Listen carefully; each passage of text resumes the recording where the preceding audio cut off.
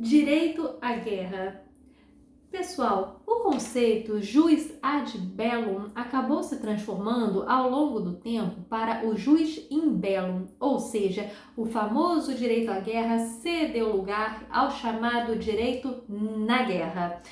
A guerra envolve muitos aspectos de direito internacional, começando pelo conceito é um conflito armado entre dois ou mais estados em que um ou mais deles pretende sobrepor a sua vontade sobre o outro.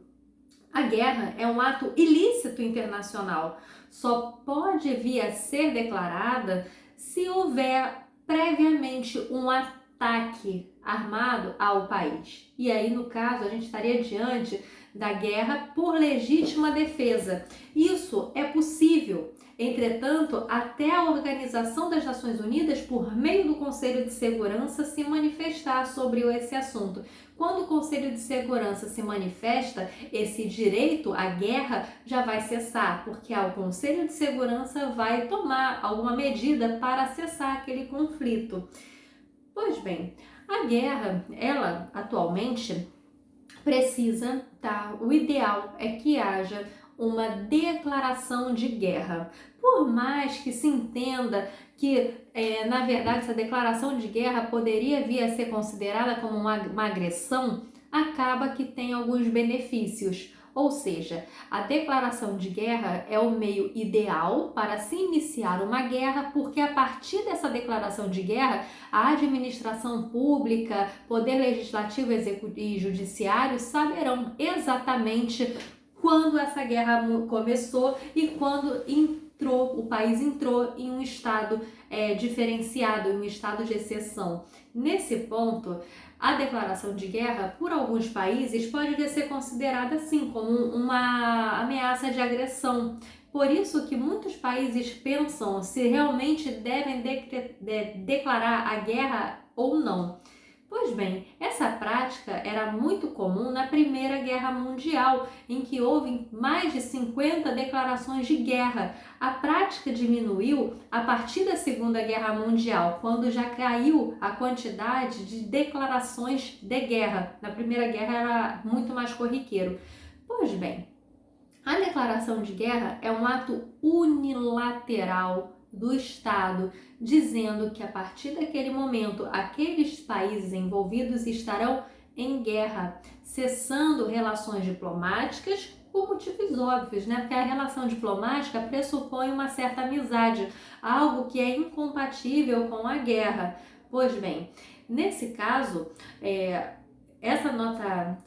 esse ato unilateral geralmente é feito por meio de nota diplomática, ou seja, o país que deseja entrar em guerra envia uma nota diplomática para o outro país, alertando que as hostilidades irão começar.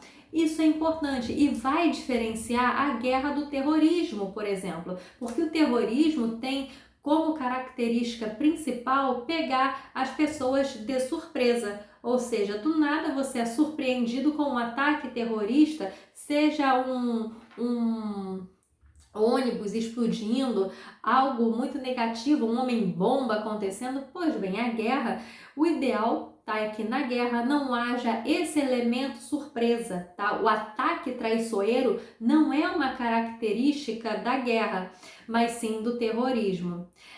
No caso, a declaração de guerra vai trazer algumas consequências. A partir daquele momento, as pessoas envolvidas naquela guerra serão passadas a serem reconhecidas como beligerantes. E aí as hostilidades irão começar.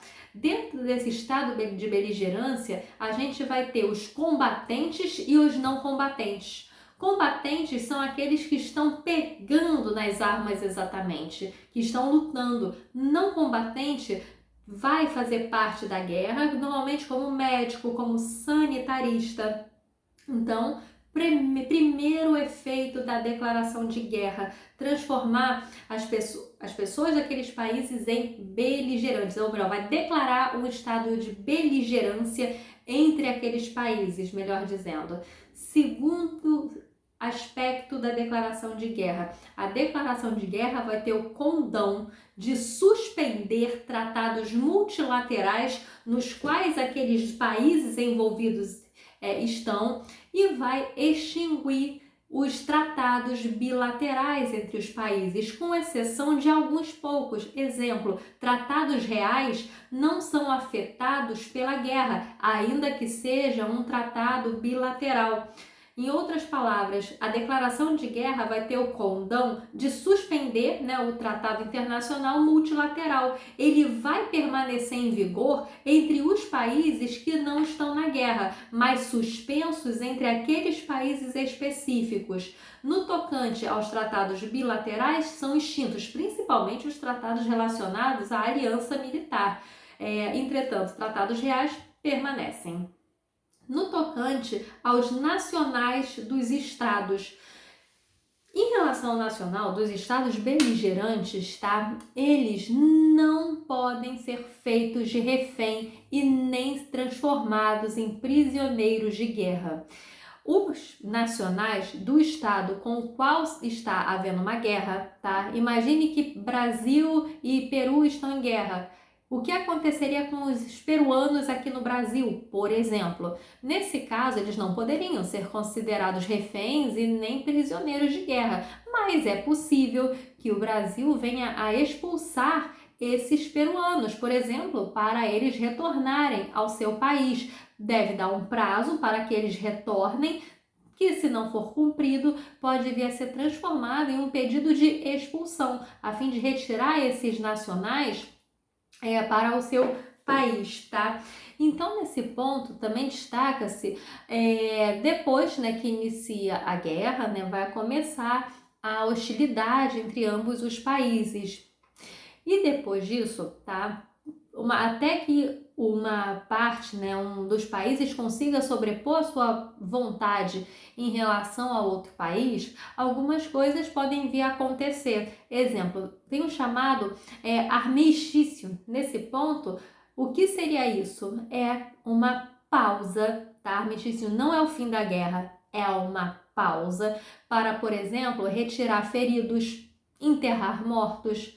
É como se desse uma permissão para os nacionais do país que está em guerra transitar naquele país sem serem atacados, O armistício, ele tem essa característica, vai permitir uma pausa para enterrar mortos, cuidar de doentes, enfim.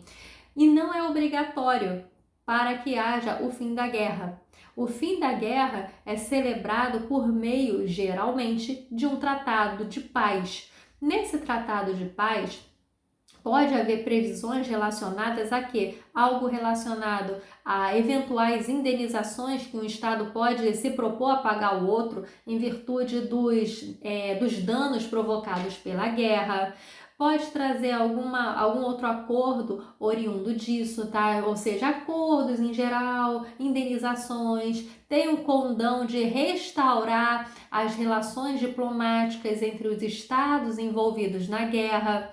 Então é isso, pessoal. Eu espero que vocês tenham gostado do vídeo. Se deu uma esclarecida a respeito da guerra no direito internacional, não deixe de dar o seu like no canal, porque isso me ajuda. Isso principalmente ajuda outros estudantes a terem acesso. Então, quando você compartilha, comenta ou dá o seu like, simplesmente o YouTube entrega esse vídeo com mais frequência a outras pessoas. Muito obrigada por ter assistido o vídeo. Eu peço a gentileza de se inscrever no meu canal. Volta e meia eu posto vídeos de direito internacional, então se você gosta desse tema, você vai acabar gostando do meu canal também. Muito obrigada!